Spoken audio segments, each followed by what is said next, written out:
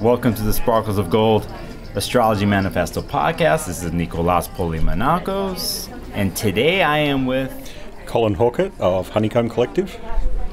And Madeline Decotes. First question. What is your favorite astrological technique as of late?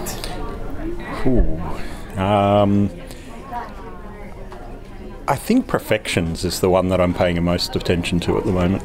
Okay. Yeah, Hellenistic perfections. Hellenistic perfections? Yeah. Mm-hmm. And then, how about you?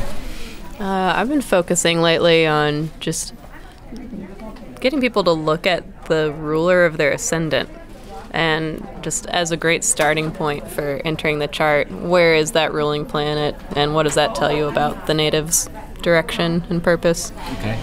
And side note here, you both mentioned perfections, and then the ruler of the chart, your company is called Honeycomb, correct? And when people go to your website and they order a calendar or a book, they can see the perfections, yes? Is there ways for them to look at... Yeah, there is. You can get a Hellenistic plugin that has perfections, planetary condition, and zodiacal releasing from whichever lot you'd like to choose. Oh, okay, cool.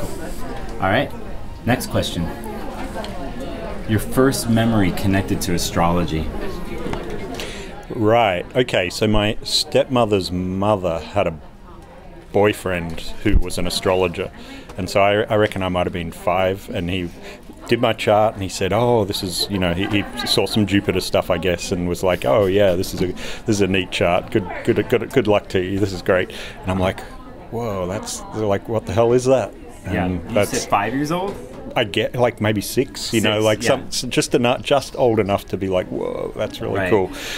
Yeah, and it'd be interesting to go back and look at your chart back then if you could dial in and see what was happening. I know, yeah. I think he was just doing my natal chart, but it was just the fact that he was doing that and drawing his pictures, and it was super cool. Interesting enough, by perfection year, you would have been in your 4th house possibly, or 5th? Yeah, I guess maybe even 6th or... Yeah, right. Yeah. Okay. And now I'm doing that day to day. Yeah. And you, what's your first memory connected to astrology? Yes, I can't remember the earliest time, for instance, but my mom was always into sun sign astrology, and we would read together the Rob Brezhny free will astrology horoscopes, which are in the back of just every alternative newspaper in the country, in the U.S. at least. And so I remember the first time that I made a decision based on astrology as a teenager. So I have Uranus in the 1st. I was dropping out of high school so that I could teach myself, finish my own degree. And my mom just looked at the Aries horoscope at that time. She's like, oh, well, it says you're leaving institutions to chart your own path. So I guess that makes sense. It sticks with me in terms of major life decisions based on astrology. Oh, but that's interesting. Both your first memories with astrology, and in a sense, from hearing to both of you, there is some sort of in your case, it was very obvious a change in the switch that you connected with. But it sounds like you, when you were younger too, had some basic major shift happen. Even though you're a kid, that's what you're telling me your first memory is. And the types of things where everything's different from that point on, possibly, kind of feeling. So okay, here's my last question, and we'll start with you. What's a book right now you're into or read that's not connected to astrology?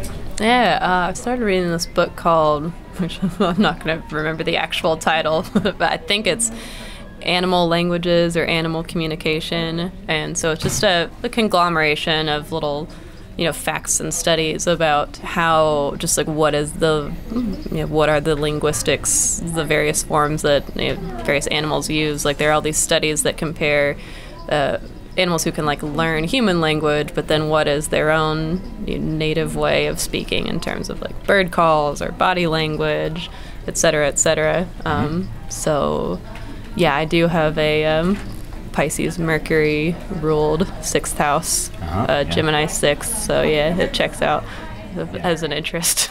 Yeah, no. Animal communication. Yeah. But yeah, it's not astrology related. Yeah, but we all know it. But it is. We're always connecting it back. I know. Exactly. Yeah. Okay. and for you, what's a book you've been into or want to talk about? Or? I've been reading Sand Talk by a guy called Tyson Yunkaporta, and it's essentially Indigenous wisdom.